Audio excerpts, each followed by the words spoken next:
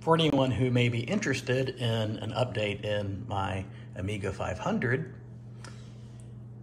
I have installed the GoTek. Now, what the GoTek does, and this is not a permanent mounting solution, by the way, takes this device, and the computer thinks it is a floppy drive, and this thing has a computer built into it itself, and you put disk images on a USB drive like that, and then you turn it on. Sorry, I'm not sure. Oh, hush, Alexa.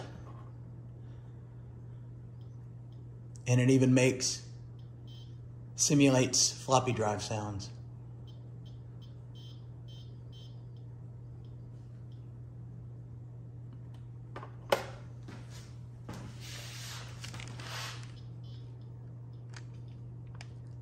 And this is an old game and by far not the best representation of what this computer can do, but nonetheless, there it is.